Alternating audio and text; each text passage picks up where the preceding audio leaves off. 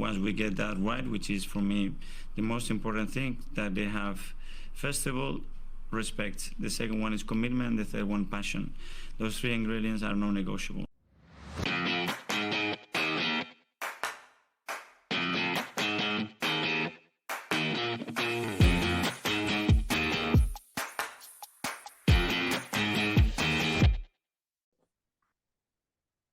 Hello and welcome into the Non-Negotiables podcast. I'm Gavin and joined today by Justin. Hello, Jazz. How you doing, mate? I'm good, Gav. How are you, mate? Yeah, good. So the 0-0 draw at Man City on Sunday's got the world set on fire. Apparently we are football terrorists, and everything is awful. Yeah. I love it. Let me get your little synopsis on that. What do you think about, before we do the game, what do you think about the reaction to it? I think we were kind of in like a no-win situation. I think if we showed up, played how we've been known to play recently, and lost 4-0, everybody would say, oh, yeah, same old Arsenal. See, they're not ready yet, blah, blah, blah. Instead, we put up a defensive masterclass and a smothering pressing mission, but the game's boring to the neutrals, and now we're terrorists. So I don't really care. I don't let it bother me. I do just think it's funny. We couldn't have won no matter what. You know what I mean? Yeah, I'm just sick of going there and losing 4-1 and 5-1. And as well, I think a lot of people kind of misunderstand this game, right? Because like Guardiola started this game with 4 centre backs and 2 central midfielders, right? Yeah. As did we. So they basically matched up. And Guardiola, everyone is talking about this like we parked a bus, blah, blah, blah. And we did defend deep for sure. But Guardiola also didn't show much compunction to change that, right? Like he was very wary of us on the break. And Man City, when they made them late subs, it was just like for like, swapping the wide men out. He really didn't change that shape, which you think you would do if you were going to go for a game. And I think we reacted to their subs, and I think that changed the game a little bit. As soon as Doku come on, boom, that was it. Tomiyasu was on, which was exactly the right sub, by the way. But we kind of reacted to their subs. I do feel like Thomas Partey should probably have been on a little bit earlier. A little earlier. Yeah, but I think with the Partey sub, though, I don't know if you saw it the same way I did. I think it strengthened us and weakened us at the same time. I thought we looked better on the ball, but there was that minute in the right half space, between the right back and the centre back, when he was there and De Bruyne, he got the wrong side of De Bruyne, and De Bruyne just waltzed off him like last year. And in that minute, I just thought, I'm glad you weren't out here for 90 minutes, because I think we'd have been in trouble. Yeah, I couldn't agree more. And, I think we both feel the same way about Partey in this regard. And it's like, for him being so injury prone, he also takes ages to get back into form. Yeah.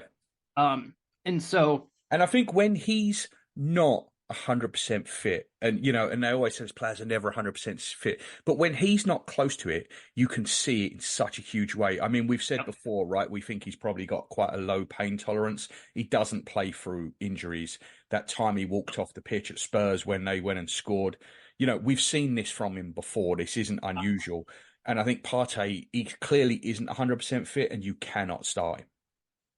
Yeah, I agree. And I'm glad he got some minutes, in this game. And I get it in the sense that, like, could subbing Partey on make a difference? Yes, of course it could,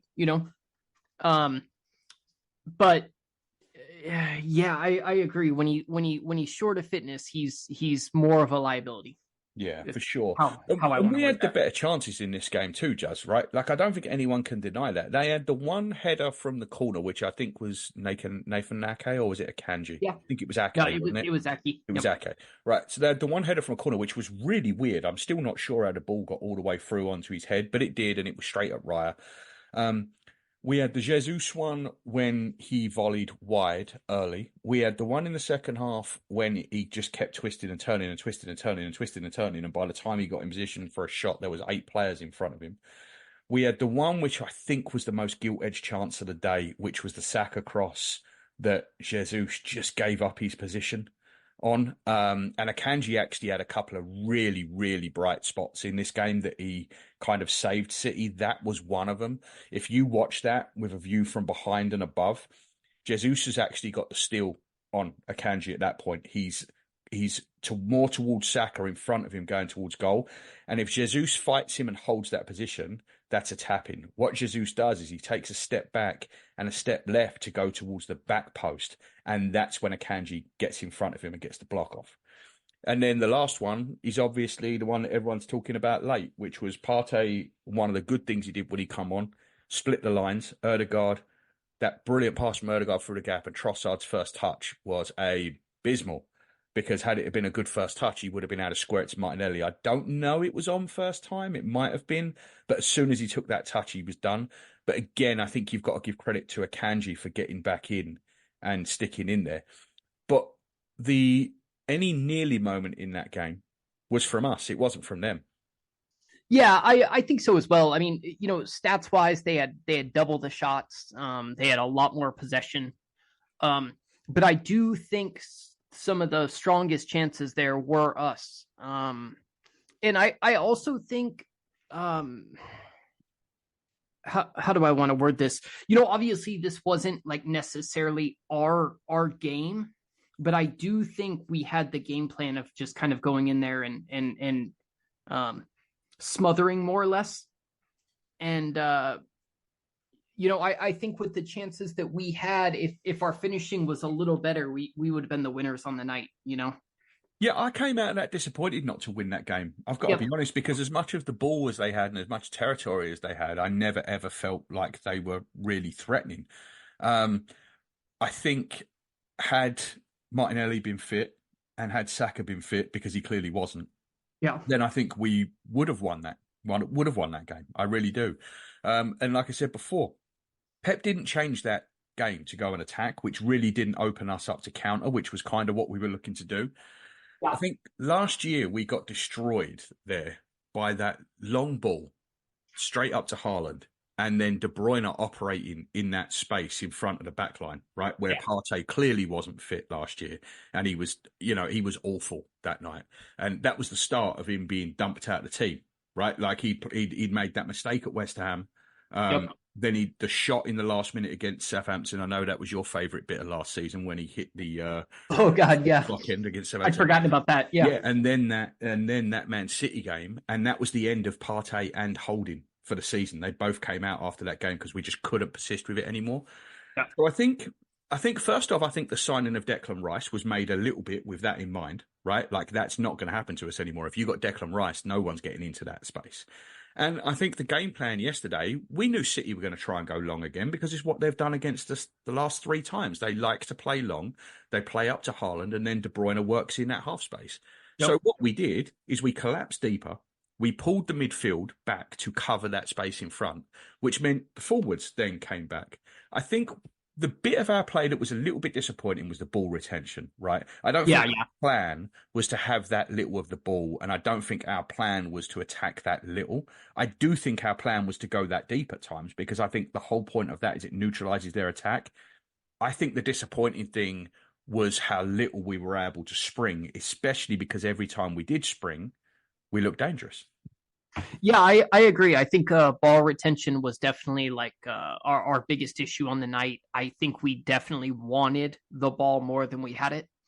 And I do think we would have even had I'm not even saying we needed the majority of possession, but I mean, if we just had 10% more, I think we'd have probably scored. I just, like I said, I'm disappointed that we've come out of that with a draw. And I think that's an incredible place to be in for us, because it's not somewhere I imagined us being. Do you know what I mean? Coming away from there, we've now took 4 points off Liverpool and 4 points off Man City. And make no mistake, if we lose this league title, it's got nothing to do with the fact that we didn't take 2 points here. It's all about the Fulham and West Ham games just before Christmas. And, the Fulham game at home and the Spurs game at home. That's where, if we lose this title, that's where it was lost. Not in this game, So I just thought it was a very mature and adult performance, basically. And Judge, if we want to go into some of the individual performances, I thought we'll start with let's do this first, actually. have you ever seen David Raya's kicking so bad, and have you ever seen him fall over so much? Did you notice how often they forced Um, him onto his left foot, by the way? I've I never did. seen a team force a goalkeeper onto their weaker foot so often.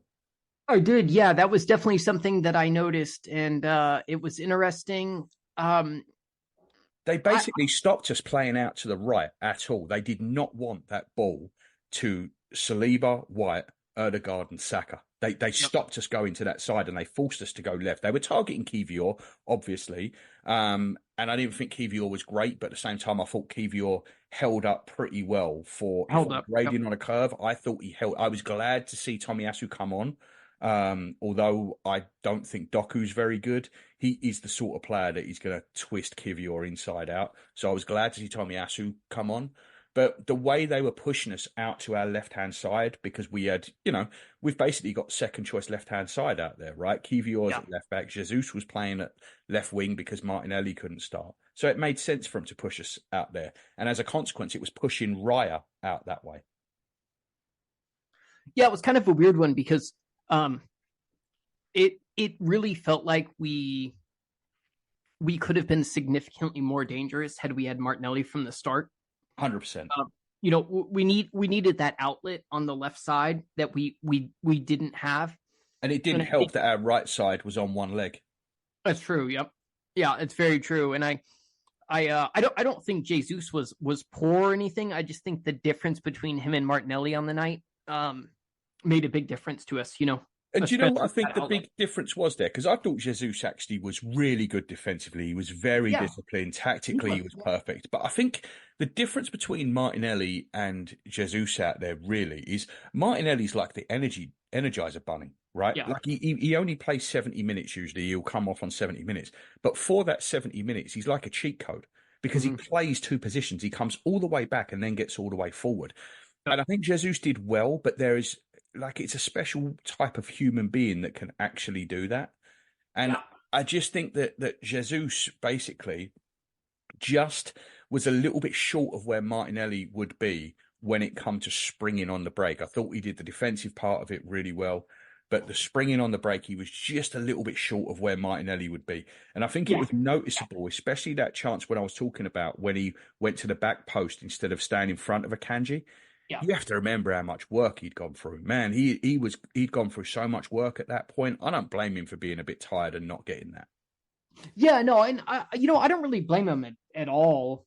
It just felt more like kind of difference of specialty or like what the players do. I just think that what Martinelli offered us out wide there would have been significantly more valuable in the game. But I'm with you. I don't think Jesus was poor or anything like that. I thought he was fine. It showed it wasn't our first choice winger.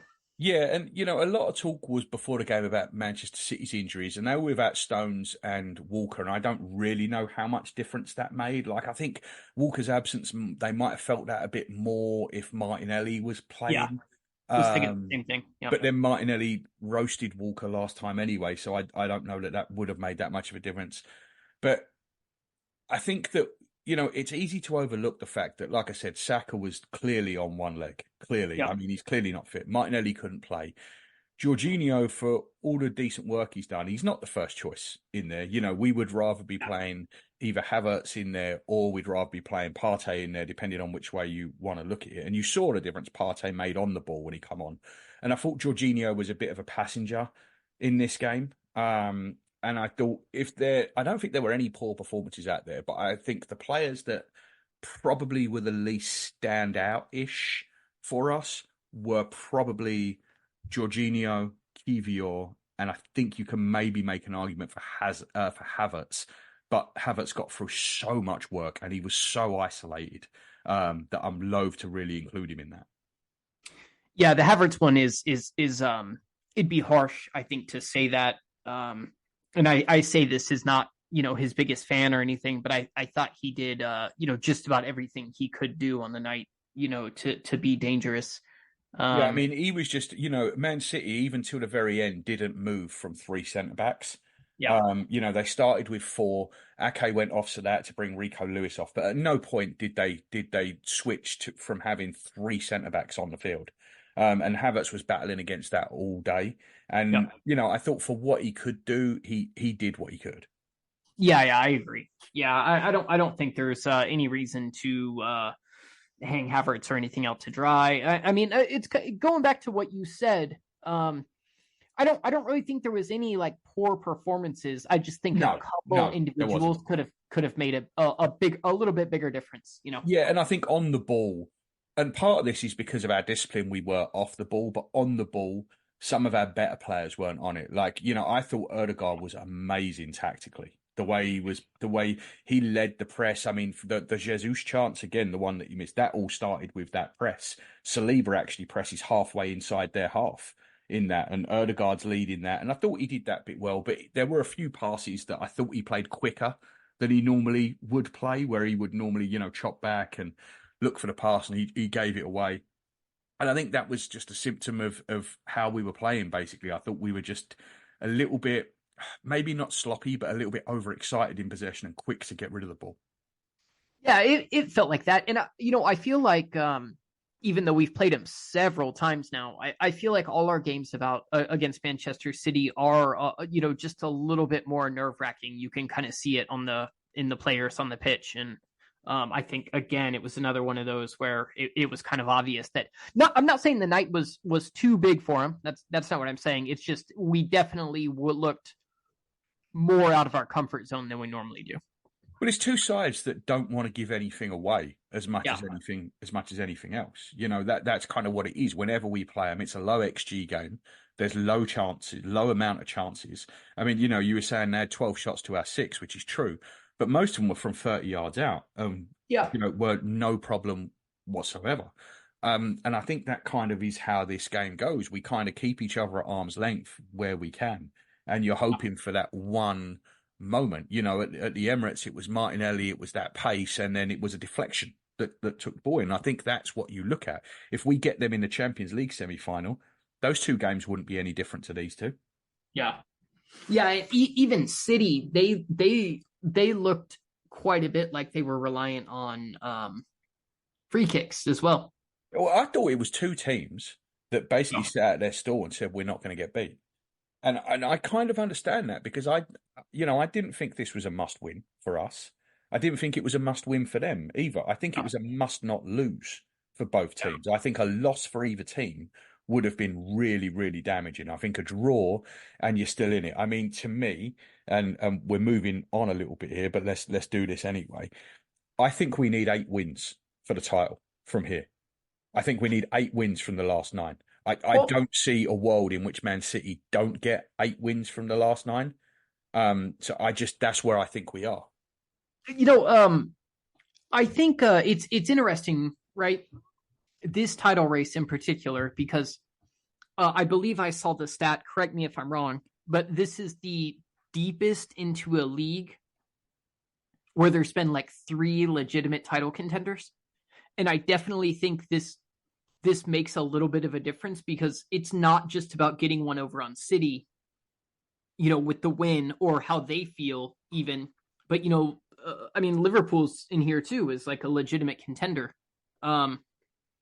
Which I think that point, if you look at the table, just for us, is important, because we've got that goal difference advantage over them. And what that point does is it keeps it at 2 and not 3. So a win and a Liverpool draw, and we're back on top again. Yep. Yeah. So, I mean, overall, I'm pretty happy with the point, especially, like going to Manchester, being away and having the performance that we did. I think it was kind of a real coming of age performance, if that makes sense. It kind of everybody, like we said, there was no poor games, no poor players, really. It's just 2 teams that didn't want the loss. And, I know it wasn't as super entertaining as like maybe some of the neutrals would have wanted, but it was a damn good game of football, really. I don't care about what the neutrals wanted. This was at a bad time coming off of an international break. We have a lot of players that don't play well after international breaks, and I think the usual suspects were on show again. I think Martin Ødegaard finds it a struggle. I think part of it is because the weight of Norway is on his shoulders, and I think when he comes back, it takes him a little while to get back to basically the Martin Ødegaard that we know. Saliba, he was off too. Saliba was off. He'd had a lot of commotion over in France as well with the stuff Deschamps was playing. Declan Rice, I thought was Declan Rice, but he's just played, both games for England. You had Jakub Kiwior had played 90 minutes and then 120 minutes. So I think the scheduling of this game was poor, and that's not just from us. Remember, they lost Walker and Stones on international duty and all that stuff as well. So it's not just us. To put this game after the break, I think was a little bit short-sighted, really. I don't think they put us in our best position to be the best team in it, to produce the best game. And of course, it's on Easter Sunday, so it's a big day. All the eyes are on it, and I think that really has driven a lot of the narrative afterwards. I think if this was if this was a game on a Wednesday night, I don't know that all this fuss would be happening. Yeah, I definitely think the fact that it was a holiday with two of the biggest clubs in it going at it drew a lot more eyes than like your standard Premier League game would have, and I think that's where a lot of the criticism is coming from, for sure. Yeah, so let's talk about a couple of the individual performances that really stood out. I think obviously the two centre backs, Saliba got man of the match, and I thought he robbed Gabriel of that, because I did too, actually. Gabriel was absolutely amazing. Saliba catches the eye more, even though this wasn't his best game in terms of like the passing out and stuff. But I thought both of them were absolutely fantastic. And Gabriel was low-key been possibly our best player this season. I mean, you got Martin Odegaard and Declan Rice, obviously, but Gabriel is right up there. He is. Yeah. Gabriel's been really good. And I think it says something for Saliba too, that, this was obviously an off game for him, but I mean, he was still quite good. And as you said, he got man of the match. He was good. He was good off the ball. He was good positionally. He got his tackles in. I think his passing was off compared to what it was, but everybody's passing was off compared to what it normally was. And I think that was down to how little we had the ball. Yeah, I'm sure. We're used to having majority possession every game. You know what I mean? So for us to go from, looks like it was 73% City to 20. Yeah, I was going to say 28, so 27%. Yeah, that sounds about right. Yep. Yeah, I mean, that's always going to like majorly affect your game plan, but I still thought we handled everything really well for that little bit of possession. Yeah, and I thought there were two other players that were well in the hunt for man of the match as well. One I thought was Ben White, who I thought Ben White was absolutely brilliant. He was our best attacker on the day for long spells as well, going outside Saka. There was a couple of times when he basically just didn't get the ball when he went on the overlap. But when he did, the ball that he clipped back to Kiwior, who could have volleyed it, which would probably have gone out of the stadium, let's be honest. But he knocked it back into Jesus, who had a couple of turns, and then that was the blocked shot. And so I thought Ben White was excellent. He was brilliant defensively. He had the number of, like, Foden barely got a kick. And then when Grealish come on, Grealish was so ineffective that Pep was giving him a dressing down after the game. So I thought Ben White was excellent. And the other one, of course, is Declan Rice, who is, Saliba's a big difference between last year and this year, but is Declan Rice the biggest difference between this game last year and this one today? I think so. Yeah. Obviously we're not going to be able to say, with 100% certainty, but I do think he's been, the biggest change. And especially considering it seems like before this season, Partey always missed our Manchester City games. Yeah. I mean, he's missed the entire season. He wasn't ready to start in this one. Yeah, exactly. So, to go from like El Neni to Declan Rice, you know what I mean? It's huge. And I think Rice again was so good, showing why. How many $100 million players don't live up to their value? I feel like almost all of them.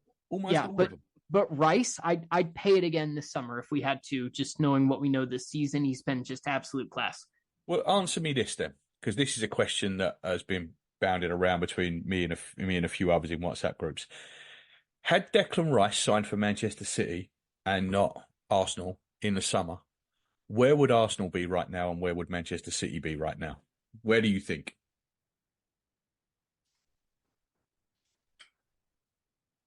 Um, I would say, well, I think City would be in first.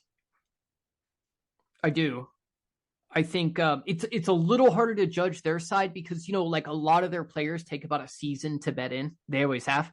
But But I do Rice think wouldn't. Rice wouldn't. Rice That's wouldn't. the thing. Yep. Rice wouldn't. Yep. Rice wouldn't. And then obviously he's helped us a ton. I mean, we'd probably be fifth.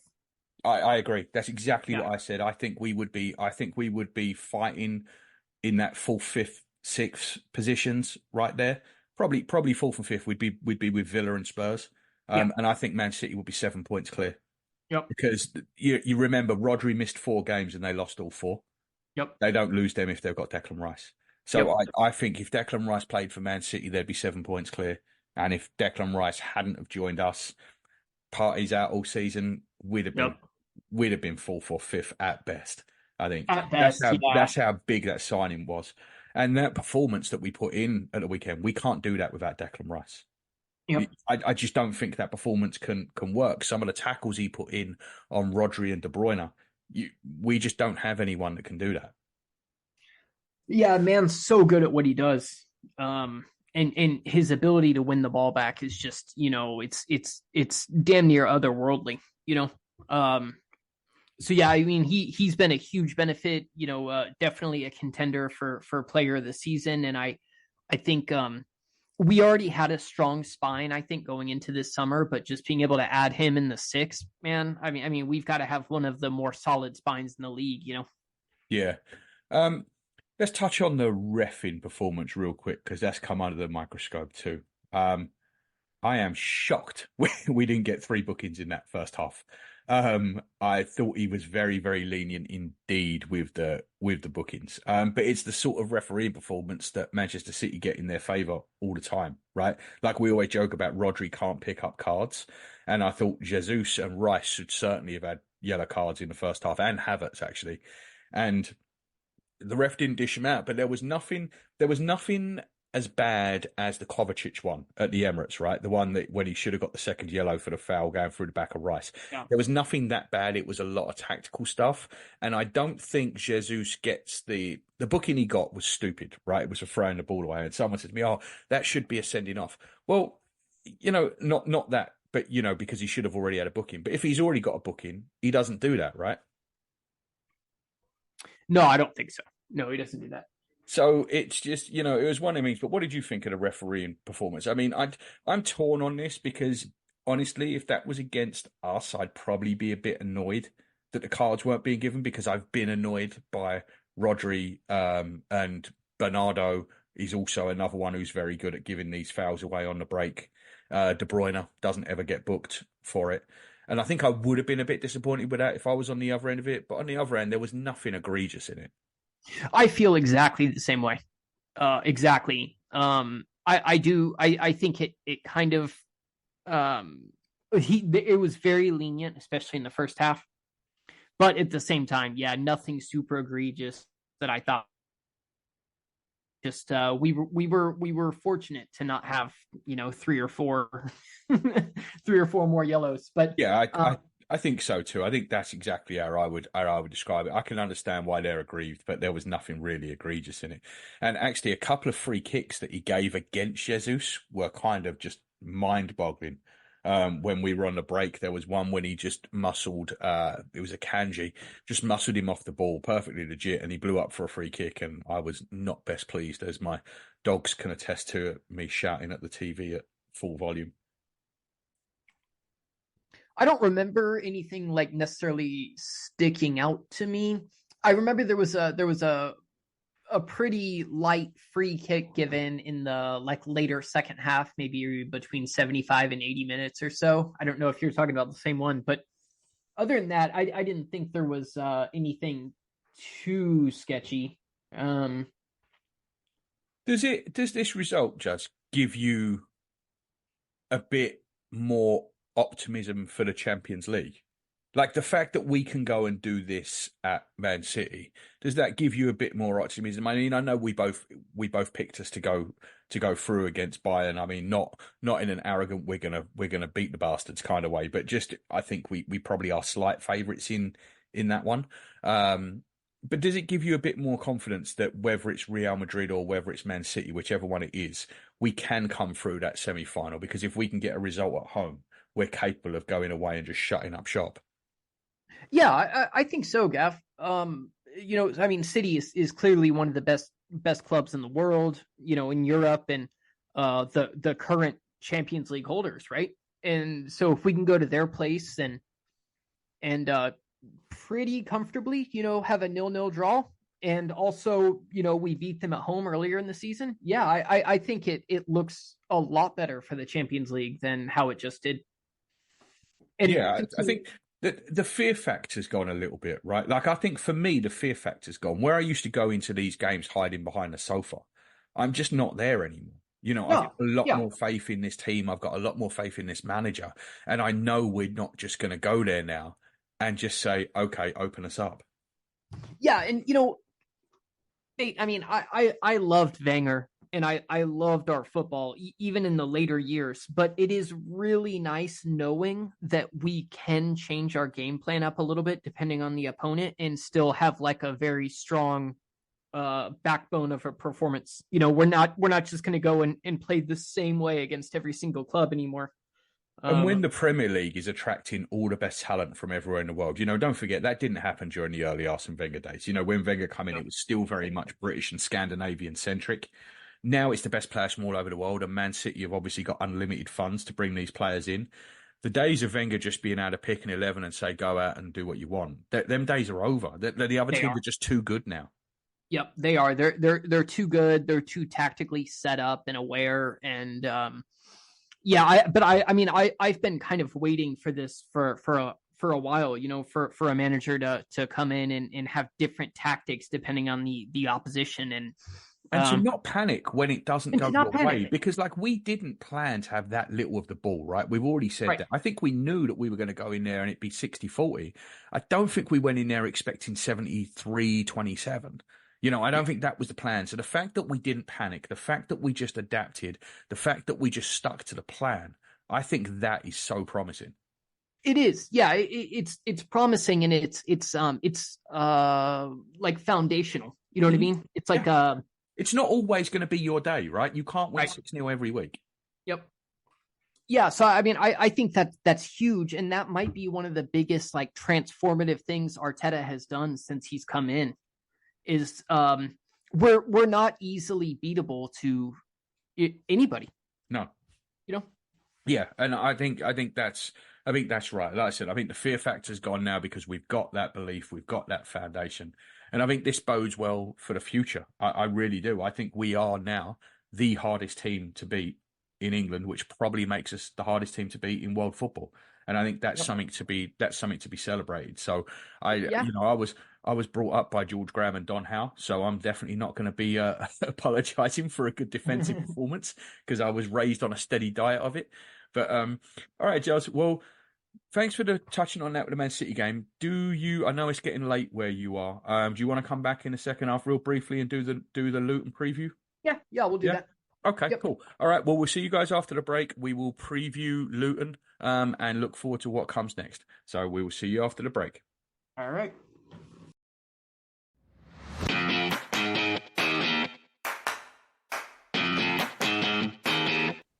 Hey guys, just a couple of quick halftime messages for you. Firstly, we'd really appreciate it if you could leave us a 5-star review on your favorite podcast app. It really helps us reach a wider audience, particularly on Apple Podcasts. Secondly, we're on all the social media platforms as the NN Pod. We're really trying to build a strong Gooner community. So next time you're on Twitter, Facebook, or Instagram, look us up, give us a like or a follow, send us a message, interact with other listeners, or just have a look around. Thanks for listening from myself, Paz and Jazz. We really appreciate it.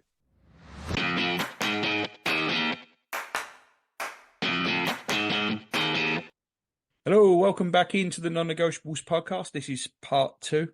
Jazz, we're going to look forward now to the rest of the race, rest of the season, and up next is Luton Town tomorrow night at home.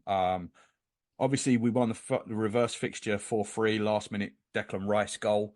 It was a weird game because it was one that we probably should have been 3 or 4 goals clear in. They scored 3 goals from 4 shots. It was a very, very strange game. We absolutely dominated it, and it just ended up really close for no apparent reason. Yeah. A lot of talk tomorrow night about the possibility of resting players. Now, I know me and you said before that we didn't think there'd be a lot of rotation resting action going on. Have you changed your mind any on that? My only thought is that if Saka isn't fit, maybe he gets the night off, but he's training again today, so I don't see it. That was my really my only real thought on it is that Saka could be one that doesn't start. And I do think we have the players, between Jesus and Trossard. Martinelli's back. Vieira and Smith Rowe, even, although they don't, seem to be trusted. But we've got the players, I think, to cover for Saka. And I think if he's carrying something, it just makes more sense just to sit him. I don't think there's any point in risking him. This is probably the last game we have this season where we can afford to sit 1, 2, 3 players and still get a result. Yeah, on paper, I think it's only this and then maybe Bournemouth at home, right? Are kind of the only 2 fixtures where you think maybe you can sit a couple down. I'm not so sure that Arteta's going to, though. I mean, I've seen people throwing out lineups with Ben White out for Tomiyasu, and I've seen lineups Gabriel's taken out, and I've seen all this. No, I wouldn't do all that. And even Saka, I'm not even talking about just resting him. I clearly think he's got something going on. Yeah, I agree, but I still expect Saka to start, to be honest with you. I do. Yeah, I do. I think it's going to be Raya, it's going to be White, it's going to be Saliba, it's going to be Gabriel. I do think we'll see a change at left back. Zinchenko, I think it might be Tomiyasu because Zinchenko clearly isn't ready. So I think it might be Tomiyasu. Although it wouldn't surprise me if he threw Zinchenko in, but I think we might see that change. And I also think we might see Partey come in for Jorginho. And again, that's not really a rotational change. That's just a player coming back into the start 11. And then I guess it's just a question of is Martinelli fit to start, right? When do you think that like Havertz, is he your new number 9? I don't know. I was actually going to come on to this after because, if Martinelli is fit, Martinelli starts. I don't think there's any question about that, right? So if Martinelli comes in then what do you do? Is Jorginho going to sit out and Havertz move back into midfield and Jesus go up front? We've been hearing a lot that Jesus' knee is an issue and minutes might have to be managed. And if that's the case, can he go again on Wednesday after going, on Sunday? And he put in a shift on Sunday. I've got to say, I was very impressed with how fit he was, considering how little he's played and that we know that knee problem's been persistent. I honestly don't know where I am with this. I kind of feel like Havertz is probably the number 9 for the rest of the season. Or should I say this? I kind of feel like Havertz is the number 9 until he's not. Yeah, that's a good way to say it, I think. And I think I'm there with you. I have been most impressed with him at the 9 this season of everybody. That's the second game now, the Charity Shield, and now this last one against City, where we haven't conceded and have been a great side against City with Havertz in the 9. I'm personally hoping he stays there. But what I think happens is that once Jesus is fit to start, I imagine Jesus goes back into the 9 and Havertz drops back into midfield.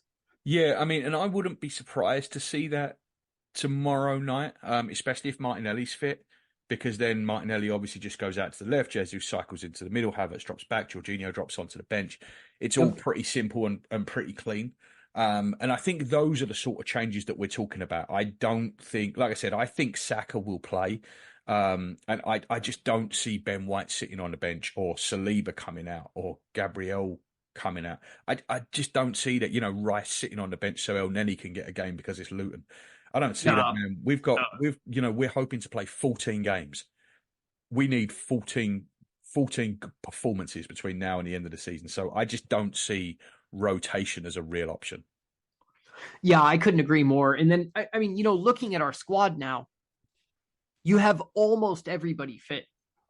or at some level of fitness. At some level of fitness, yeah. I mean, Timber is basically the only one that maybe not be ready to get minutes yet. But I mean, he's, we'll probably see him get a couple minutes within the next week or two, really, just speculation. I don't know or anything. But, and then I just think, yeah, it's exactly what you said. We need performances from every player for every game left. And I don't think that's the right word. It's like a tangible amount, though. You can like touch it. There's 14 games at the most. Like everybody needs to do everything they can to get a performance in each one of those. Yeah, and I'm interested to see what Luton do tomorrow night as well. I don't know how much you've heard about the Luton team news from where you are, but Rob Edwards basically in his press conference today said they could be without up to 13 players. For tomorrow night. It looks like the bench is probably going to be full of teenagers. Do they get? Go on. Do they get to play Lokanga? No. Lokanga can't play, and I think he might actually have a knock anyway. Yeah, I knew he picked one up a few weeks ago. But I mean, I'm gonna throw this out there, Juz. And again, not being a Luton podcast, I'm sure you're not up to date on Luton's fixtures. No, but Luton play Bournemouth at home on Saturday. Now, all I'm saying is if you're going to the Emirates tomorrow night and then you've got Bournemouth at home on Saturday, which one of them games is more important to you? Yeah, Bournemouth, 100%. You know what I mean? So I don't know. Would Luton start the game without 10 first-team players? Yeah, possibly. I'm not sure they're all injured. I think they've got a game that they'll believe they can win at the weekend, a game that is more important for them to win because they'll be taking points off of Bournemouth as well as getting points on themselves. Yeah. And they know that they've got a pretty uphill battle. We've seen teams do this a million times, go to places and rest a load of players for an important game at the weekend. And I think that might be where we're at with Luton. Yeah, we'll have to see. I don't see it though. I think they'll probably have, maybe 2-3 changes. But I don't think it's going to be some like full substituted side. I think they're going to want to try to give us a game. They've given some really strong opponents some difficult games this season too, so we know they've got it in them. I mean, they were one up at Spurs on Saturday, right? They played Spurs on Saturday and they were one up, and Spurs ended up beating them late. But Spurs had a shit ton of chances. I mean, a ton of chances. And I think sometimes it gets a little bit overlooked, the fact because they've battled and lost 2-1 or 3-1 or whatever it was. It could easily have been 8.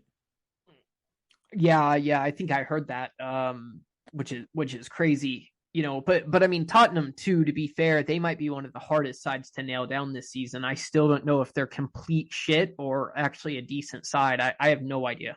Yeah, I would say between them and Chelsea, they're the sides that I can't really get a thing on, because as bad as Chelsea look and these stupid points they keep dropping everywhere, if you look at their numbers and their expected points, they're actually not a terrible team. Like they should be. They're better than United. They just are making mistakes in both boxes. They're basically where we were for a long time, right? Yeah. They're missing a lot of chances and giving up stupid goals. And you can be as good as you want in all the other facets of the game, but if you're failing in both boxes, you're not going to get many points.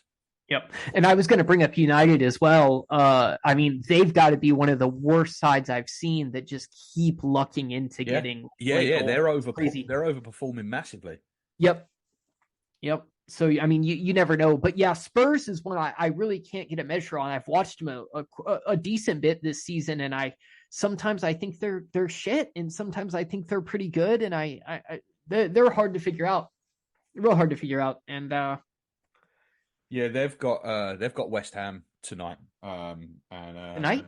Yeah. Burn the Whammer was texting me earlier. And I think West Ham will beat them tonight. I really do. I don't see them going there. I mean, I don't know. I don't think they're that good, Spurs, to be honest. I don't. I agree with you. They are hard to get a read on, but I don't know. I can see them getting beat there. I think them and Villa are both going to drop a fair amount of points between now and the end of the season. Yeah, I could see that. And I saw Ollie Watkins is already out for the City game too, which I Yeah, know they've he's. got a couple. Someone else is Yep. out as well. Might be Leon Bailey. Maybe someone else is out as well, which is Yep. going to be a big miss for them. Yep. So we'll see. I think they're. Well, I think Villa's been a better side than Tottenham, just based on what I've seen. I mean, it'd be nice for them to get something tomorrow night, wouldn't it, Villa? Just dig Yeah, yeah, in, yeah. dig in, Yeah. get the 0-0, Yeah. come away. That would do me. I don't see it, but I would love that. And of course, Oh, Liverpool play Sheffield United on Thursday. That one's already done. They might as well just give them the points now. yeah. I mean, if City drop points tomorrow, I mean that would be like massive. It would almost change. Huge, Yeah. huge. Um. Yeah, huge for sure. Because, like I said, I think whoever wins this title, I can see one team slipping away a little bit. And I've said all along, I think it's Liverpool were the most likely, but it could be any one of the three of us could lose 2 games and all of a sudden you are done. Because I honestly think you need 8 wins to win this title from here. It's really tough. Like I mean, looking at it, and I've tried. We've all seen the fixture list for all 3 clubs and stuff like that hundreds of times now. And I don't really. I know this is high level analysis, but it's really hard to kind of. I mean, Liverpool's been really beat up most of the year, and they finally have a lot of their guys coming back.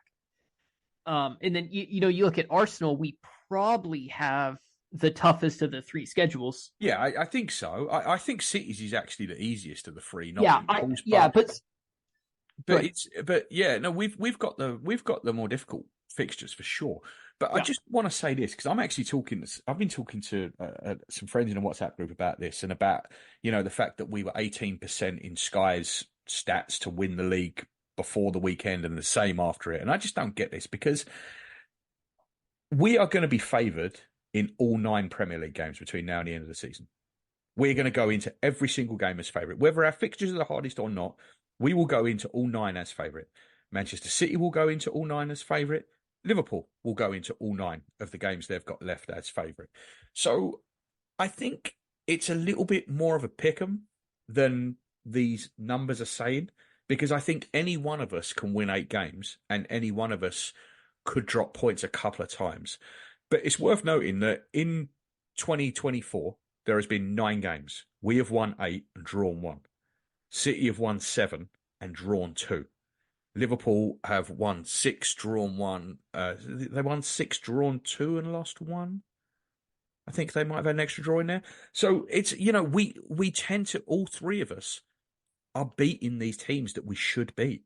It's not like you're gonna go, oh well, this well, people are saying this tough game, that's a tough game, but at the end of the day, these 3 teams are all capable of winning all of these last 9 games. And it makes it even more interesting as well. I think that. So sure, objectively, we may have the hardest schedule still, but we've got the biggest edge in goal difference, and we've also been statistically the best defensive side in the league this season. Yeah, I think we're harder to beat than the other 2. I think we're harder to beat. I mean, I get because we look at our head-to-heads too, Gaff. Like our head-to-heads against City and Liverpool. I mean, yeah, exactly. We took 4 points off both of them. Yeah, and for us to be third favorites ultimately, it just kind of feels a little backwards when you factor those things in. It's a bit weird, and I think this is just still too tight to call. I really do. I think it's too tight to call. I wish we hadn't dropped those damn 6 points against West Ham and Fulham, because we would be heavy favourites now had we have not done that. That was so bad dropping them points. But I just feel like we can win all 9 games. I'm not saying we're going to. I'm not saying we're going to go to Spurs and win 6-0 or whatever. But we are going to go there as favourites. We won there last year, and I think we can go there and win. Manchester United, we've had some bad results at Old Trafford, but we haven't necessarily had bad performances. The last 2 years especially, we have battered them there, and we've come away on the wrong end of a couple of really stupid results. And I just don't think that we're that same stupid team anymore. I just don't see us making the mistakes that we've made there the last couple of years. I don't see this team making those mistakes, and without those mistakes, I don't see us losing them games. Don't both City and Liverpool have to go to Old Trafford as well? No, so us and Liverpool, I believe, have to go to Old Trafford, and I think Man City have got them at the Etihad. Oh, okay. Okay. And then Man City and us have to go to Tottenham, and Liverpool have got Tottenham at home. And Yeah. then I think we all play Villa as well. We've got them at home. Man City have got them at home. Liverpool have got them away. And then I think we might all play Everton as well. We've got them I at think home so. last day. Yeah. Liverpool have got them away. I'm not sure if Man City have got to play Everton again or not, actually.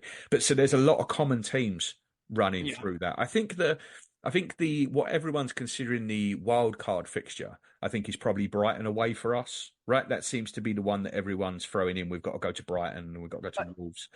And I just go on.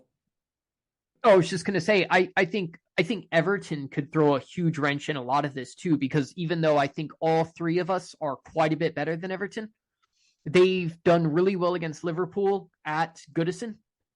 They've done really well against us at Goodison, and they've even taken. Well, we've got them at home. They're at home, and we beat them by 5 every year at home. Oh, I'm sorry. I thought you had just said we were at Goodison. My bad. No. That Liverpool Okay. go to Goodison. We've got them at home on the final day, so I don't see. Gotcha. Okay. Yeah, I don't Never see. mind then. Sorry about that. There. And I watched Brighton Liverpool on Saturday, and I was texting you while it was going on, or Sunday morning. And man, that game could have been 9-1 to Liverpool. Like, it was a beatdown. The fact that it didn't end 8-1 or 9-1 really puts a gloss on it that wasn't there. It was an absolute beatdown. Brighton had a couple of chances because Liverpool give you some chances. But I don't see why we would have a problem with Brighton away. I just don't. I don't see us giving up them chances, and we are going to create. Now, it doesn't mean we can't have a bad day. It doesn't mean we can't miss a shitload of chances. It's not like we've never seen us do that before. And I certainly hope there's no Fulham performance left, because I think the Fulham performance, right? You would agree that was the worst. Yeah, that is the anomaly for this season. Yep. That is the game where you come out and the West Ham game before, we had 30 something shots on goal. We should have trounced that game. The Fulham game, you come out of that and you were just like, well, we got beat. Yeah. And that really is the only time this season that's happened. So I'm hoping there's not another one of them performances to come. But obviously there can always be one of them days where you can't hit a cow's ass with a banjo, and it just don't go in for you. But I don't expect that. No, yeah, I don't expect that either. And I think, maybe not City, but Liverpool are just as capable of going to his side and getting, 25 shots and not scoring either. And I think they're the more likely to give up 2 stupid goals out of nothing. Yep. Yeah, definitely.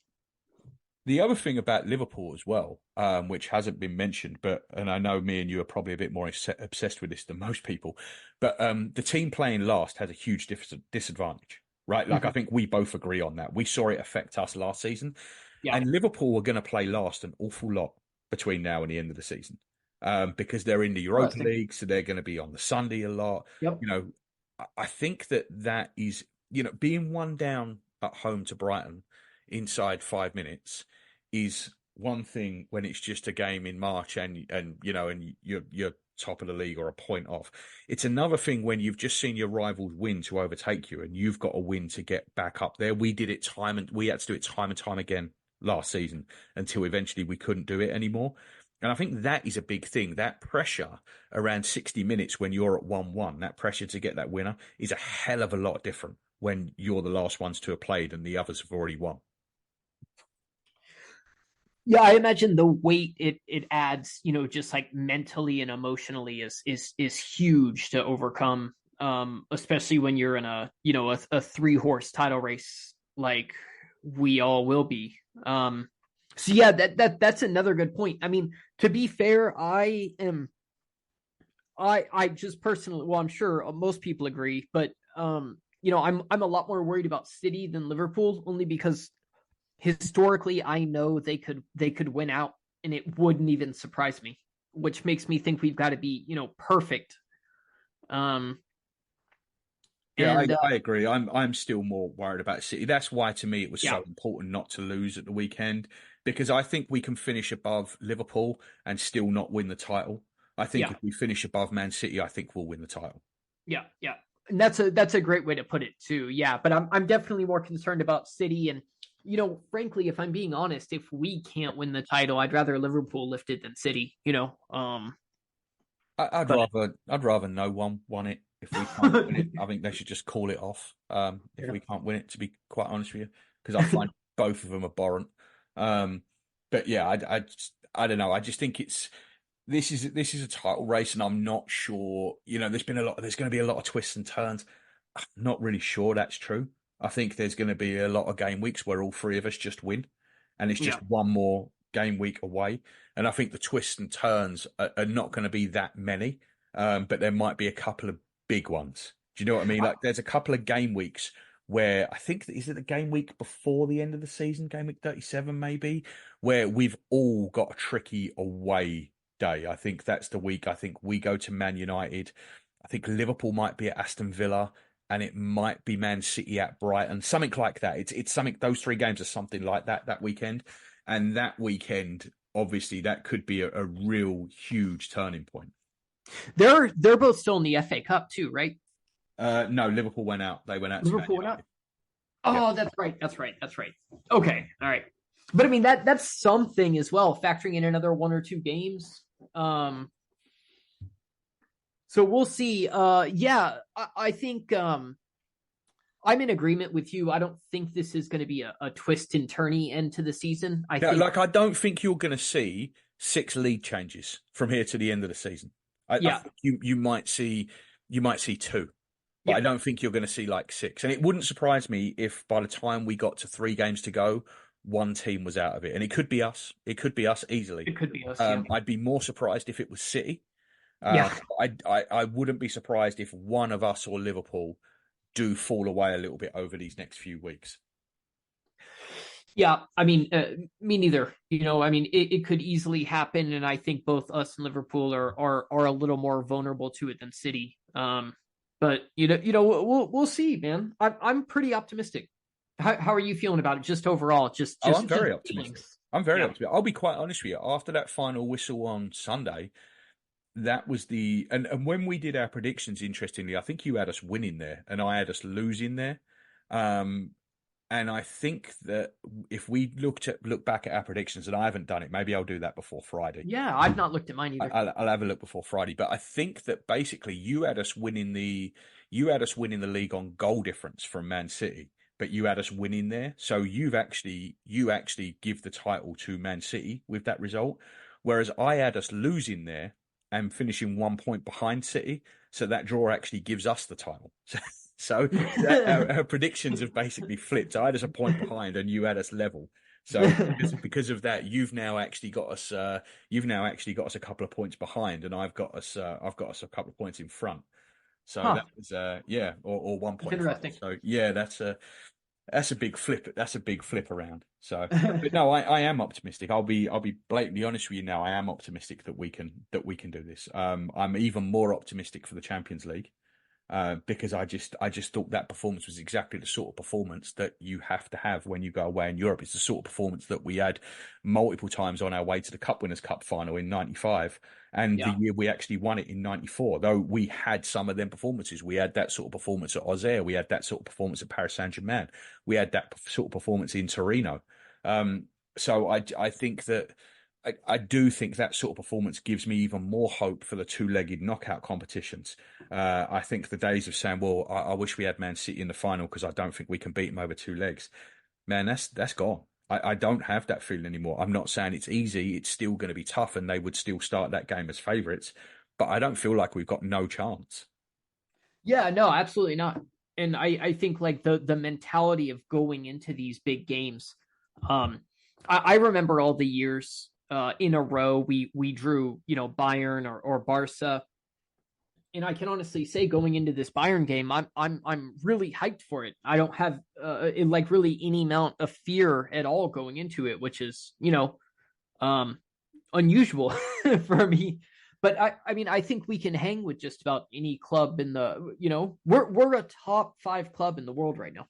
Yeah, 100%, 100%. And I tell you what else, this is set up now for years to come. So we sit here on the 2nd of April, 2024, right, looking at this title race, and I think we're in it. I think we're looking at hopefully getting the Champions League semi-final. We really want to get past Bayern in the quarters. Next year, I have no doubt we're going to be sitting here saying something similar. and the year after, because we are set up for that kind of run.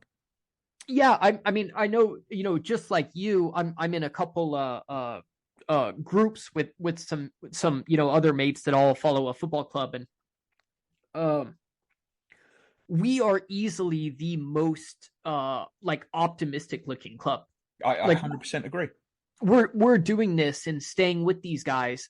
Everybody on our club is like under 29. Mhm. A lot of our best players are coming into like early prime. We've got the youngest manager at the start of his career, whereas At it too. Klopp is already going, and Guardiola is probably not going to stay forever, unless Yep. they just keep feeding him oil under the table. Yeah, so I mean, there's a lot to be optimistic about, and I mean, where I think like it's not a guarantee that Liverpool or City, I guess, is almost always guaranteed. Well, But it's the 115 charges, isn't it, over City? Let's be honest. That's it, yeah. That is what it all is. It's the 115 charges. When it comes down, what happens? Do they get a slap on the wrist and then they can just carry on doing what they're doing? Is it a punishment big enough to make Guardiola go, you know what, this is just too much. It's just not worth it. Like that's a big thing. But we don't know that with City. That's in flux. We don't have that coming. Yeah, yeah. I mean, exactly. I mean, I feel like our only direction right now is basically up with the age of our squad, our financial health, and like our rivals' outlooks. In City and in Liverpool could both take a few hits. They like let's say Haaland goes to Madrid in the summer. No rumors or anything like that yet. I'm just saying, like, I'm not really worried about losing anybody important. Yeah, and I'm like I said, I we're know. not worried about losing anyone upstairs. We're not worried about losing the manager. Liverpool have got to worry about who comes in next. They're changing and we've been through this, right? We've been where Liverpool are, so they're looking at changing all their behind the scenes directors again. They're bringing back Michael Edwards, but he's not taking the same role as before. They're trying to do this multi-club model. Yep. He's going to be overseeing the whole thing, so it's a different sporting director who's coming in. It looks like they missed on Alonso too. Yeah, It looks like they missed on in. Alonso, so now they might start looking at people like De Zerbi, and we don't know what De Zerbi would do there. We don't know what Alonso would do there. You don't know what the next man in's going to do. They are a team built in Klopp's image, and it's going to be very interesting when the next man comes in, what he does with the pieces that are left there. Yeah, and they've got a lot of players too, like Darwin Nunez. Who's the I'm struggling with his name. Who's number 7 now? It's Szoboszlai? You talking about Szoboszlai? No, not Szoboszlai. The winger. Nunez? Nunez. No, I said Nunez. Who's the other one? Oh, you said Darwin Nunez. I'm talking about the other Nunez. Oh yeah, they both are. Yeah, those two guys are very streaky. You've got Gakpo. I know how you feel about him. You don't have to weigh in here. Jota's always injured. Yep. So I mean, you just never know. I mean, I wouldn't be surprised next season if just like a couple poor timed injuries and Liverpool finished like 6th. I feel like they are. I feel like this year they've. I tell you, I put it the other day. You know the movie Scream, right? Yeah. And there's the bit at the end of Scream when Courtney Cox turns around to Nev Campbell and she says, "Be careful. This is the bit where the killer comes back for one last scare." And at that minute, Billy pops his head up and she shoots me in the head. That's what Liverpool are to me at the minute, right? They are this team. Last year, they fell right off. I just think they've come back for one last scare.